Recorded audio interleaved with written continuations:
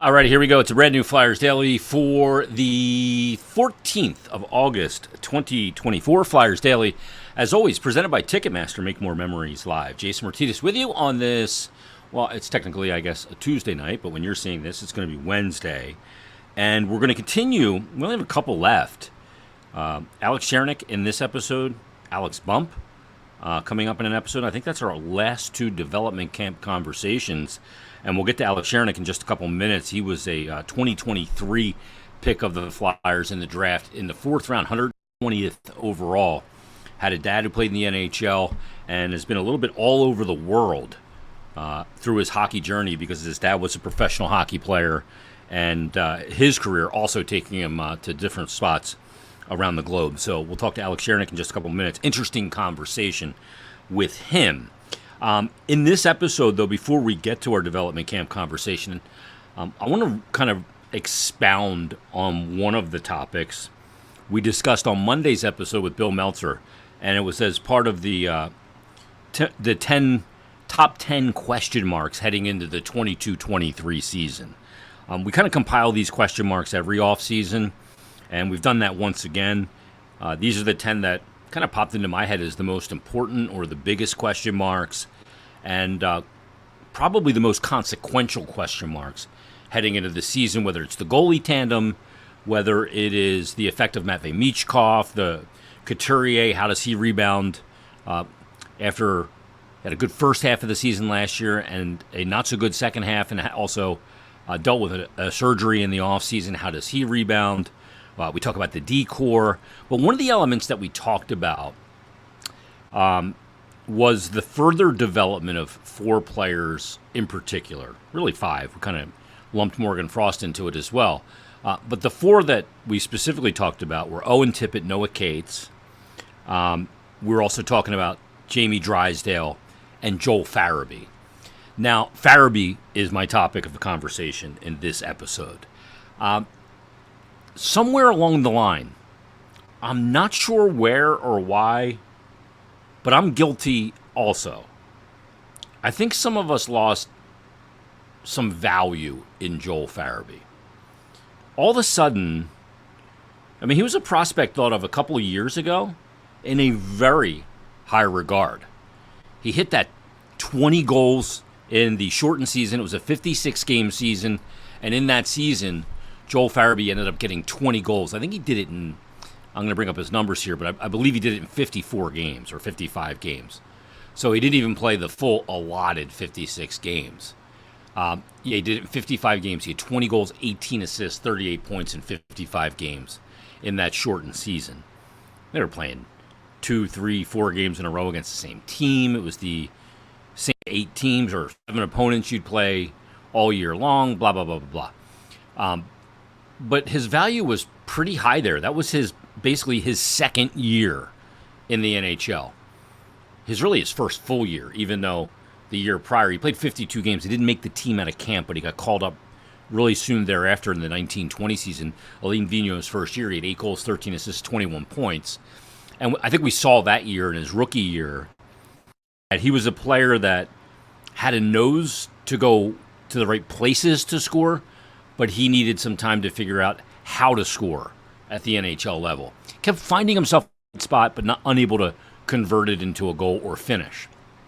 Then we saw the 20 goals in the 1920 or the 2021 season, the shortened season. We come back in 21-22, and he ends up with 17 goals, 17 assists, and 34 points in 63 games. Again, this is that development is not just a straight line. It's not an arc straight up. Sometimes your value or your development goes to a level, and then it may dip for a little bit and then go to where it was and beyond where it was before. So he plays 63 games with the 34 points that year in 21-22. By all accounts, a miserable season for the Flyers. And then in 22-23, that offseason, late June, he has that neck surgery, the same surgery as Jack Eichel. He's not supposed to come back till Thanksgiving. Lost all of his training, all of his strength conditioning, all of that with that late surgery into the summer. But somehow he made it and played all 82 games, which to me was very impressive. But in the season, coming off that surgery, a late surgery, mind you, 15 goals, 24 assists, 39 points. I think when you consider when that surgery was, what he had to deal with, what he lost as far as training and muscle buildup, that's a pretty good season with all that considered. That's the fact of the matter. And then last year, with a healthy offseason, he came in, once again, played all 82 games. Puts up career highs, 22 goals, 28 assists, 50 points. But the problem is if his season was flipped around and he finished it the way he started it and started it the way he finished it, I think we'd have a different feeling right now. But the fact of the matter is he's got off to a great start to this season. Really, the first 48 games, he played really well. And then he hit a bit of a slump. And when the Flyers hit a slump, he was right there with everybody else. Wasn't a guy to pull him out of it. Now, Joel Farabee, like I said, all said and done, 22, 28, 50 points. And I don't know what part of the equation is the cause of his value to be so diminished in so many people's heads. Because I have fallen into it too. And I'm trying to figure out why. Is it the style he plays, the stylistic brand of hockey he plays? He's not a deft shooter. He's a guy that scored, last year, I don't know how many times I said it. Where'd Joel Farabee score his goal from? 3 inches from the out top of the crease. He was always around the net, picking up those kind of goals. Backdoor, one-touch pass goals down along the goal line with Tyson Forster, and he had some good chemistry with Morgan Frost at one point. Was getting it done on the power play, not on the power play, but even strength. Only had, I think, 2 power play goals on the season, and still ended up with 21 goals. So I look at Joel Farabee and I go, why is everybody so down on him? Why am I down on him? Why is his a name that was out there so much this offseason? We're talking about a player that is still young. Joel Farabee, going into this season, right now, he's 24 years of age. He's on a contract that's got 4 more years with a cap hit of $5 million AAV. That's, for what the numbers you've gotten so far, that's pretty good. And he should get better. Now, Joel Farabee in his first 48 games of the season, like I said, if we flip this around, I think we'd feel different. First 48 games, he had 17 goals, 23 assists, and he had 40 points in 48 games, and he was a plus 11. 2 power play goals, and those are his numbers. Really solid, slightly more than the first half of the season. And the thing about Farabee, and I remember talking about this on an episode, it was he and Konechny that fell into this category, were 2 guys that very rarely went back-to-back games without showing up on the score sheet with a goal or an assist. And Farabee was that as well. As a matter of fact, in his first 48 games, there's only 3 times where he went back-to-back games without a point. Now, one of those stretches was a long one. It was a 6-game stretch from the 24th of November, I think that's the Black Friday game, to the 4th of December. But after that stretch where he really hit, it was like, okay, Joel Farabee's come back to earth, and he's just going to be kind of a mediocre player going forward. Well, when he broke out of that stretch, that 6-game pointless skid, the next 23 games he had 25 points. He had 9 goals, 16 assists, 25 points in 23 games. That's where he picked up his 2 power play goals, rather. He was a plus 8 over that period of time. Now, if you take his first 48 games and take out that 6 games where he didn't score in that one streak, those are 42 games, 1 game more than a half of a season. 42 games, 17 goals, 23 assists, 40 points, and a plus 16. So if we extrapolate that, we go, okay, what can he be with a really good, consistent, his best years, what should they look like?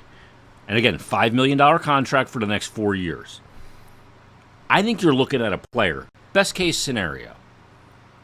If he puts it together here under this coaching staff on an ascending team, I think you look at Joel Farabee and you say, that is a 28 to 32 goal scorer. And I know some people in the comments below, especially the pumpkin guy, the negative guy, who say, no way Joel Farabee's ever going to score 30. I say BS. He can score 30 goals. If he's on a power play that can get anything, then he can score 30 goals. So I think that he is capable of doing it. I think he will score 30 goals at some point in his career. Again, he scored 20 in a 55 game shortened season. So don't tell me he can't score 30. I think that's BS. Now, I think he can give you, okay, say 28 to 30 goals. I think he can give you 35, 40 assists. He should be able to give you 66 to 72 points. That should be feasible. He's a guy that at some point could get between 75 and 78 points in a season.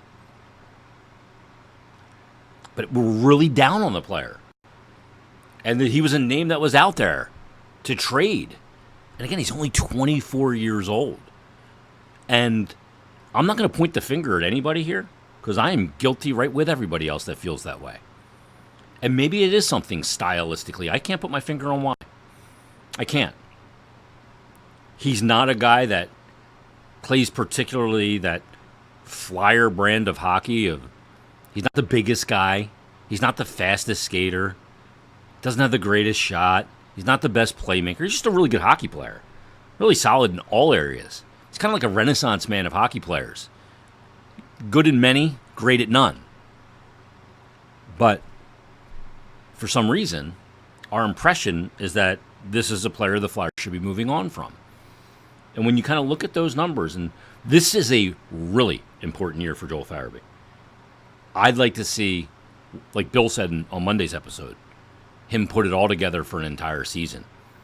And then let's see what that $5 million contract is delivering from a statistical standpoint. He's a big storyline going into this year. And Joel's a guy that wants to be here. He really has good relationships with his teammates, loves the city, is a huge baseball fan, loves the Phillies.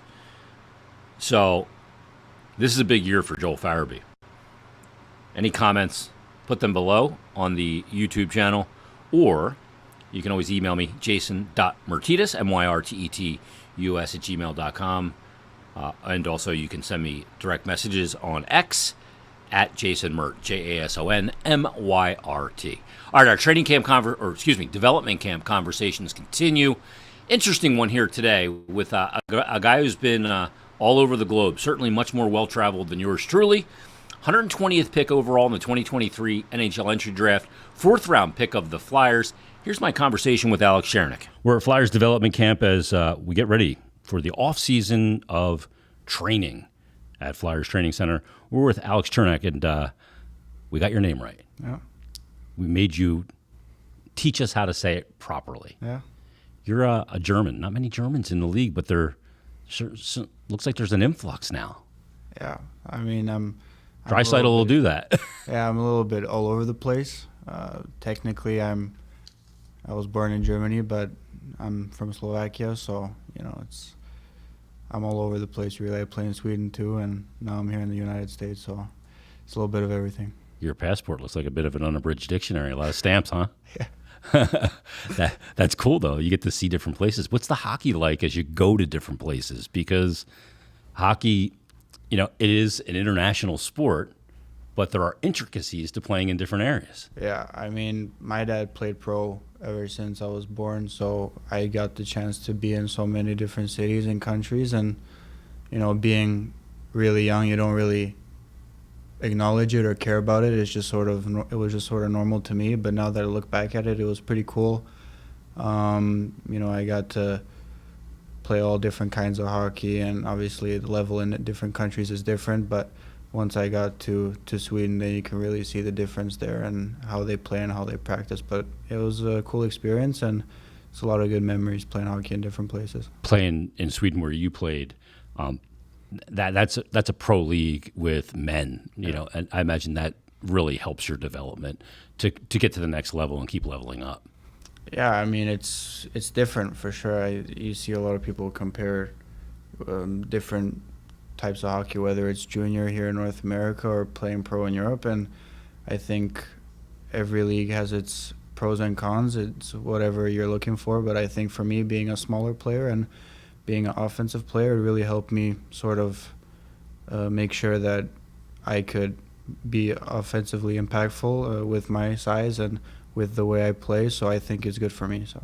And good for retrieving pucks off boards too, Yeah. knowing the strength that you need. Have you really put an emphasis on putting more muscle on your frame and those kind of things? Burst. Yeah, it's a different kind of strength there. I mean, you have 30-year-old guys with 2 kids, and I was 17, 18, and I didn't know what to talk about with them. They talk about kindergarten and all that stuff. So it's a different kind of strength. It's a man's strength, and I had to find different ways to produce offense, and one of them was obviously try to get stronger, but I had to play a little bit smarter. And looking back at it now, I'm happy that I chose to do that. Do you have a particular focus? Going into an off season, you always go, okay, I'm going to work on my fitness, my strength, all of that stuff. On the ice, I want to do this. You have a particular thing that you want to add to your game. Is there something particular this summer you're trying to do? This summer, it was a lot of strength and conditioning. I felt like every year everyone always told me to get bigger, get stronger, and I always tried to do that, but I don't feel like it was ever gotten to the point where I saw a real change in that respect. And I think this summer I can see it, on the fitness testing and all that stuff. Obviously it's different on the ice, but that was definitely one thing, a big thing for me, to just feel physically good going into next year. So. Yeah, and when you see that improvement on the fitness testing, it gets you confidence too. Yeah, for sure. Work paid off. Yeah, it means those are concrete numbers that show you that you actually did something good. Yeah. So yeah, it definitely feels good, but at the same time, it's completely different from how you're gonna feel on the ice too. So you got to be able to translate it into a game. Having a dad who played pro, great resource for you in so many ways, I'm sure. Yeah, it was amazing, and as I said before, being really young, I didn't take advantage of it because that was normal for me. Yeah. But now, talking to him on a regular basis about this kind of stuff, and he knew what it took to play in the NHL. So I'm just trying to take everything I can from him. Who's a better player, you or dad? Now. I could still argue that it's him. He's a different breed. He's just a freak, right? He's crazy. He is crazy. We still skate together in the summer, and he could still beat me in a blue to blue line race. And I think I'm pretty fast, but he's 45 and he can still beat me. So he's a crazy guy. Wow, that's awesome. Yeah. And it's funny because you mentioned it was normal. He wasn't some freak hockey player, pro guy. He was just dad. Yeah. And dad's not cool no matter what. Yeah. Yeah. until you realize, man, dad pretty cool. Yeah. Pretty cool. It's pretty awesome. Enjoy this camp, man. Thanks for doing this. Thank you. And best of luck. Appreciate it. Thank you. Thanks to Alex Ciernik for taking the time to join us on this episode of Flyers Daily. We'll be back coming up on Friday. We'll feature another development camp conversation with Alex Bump. So join us then, Friday, on a brand new Flyers Daily.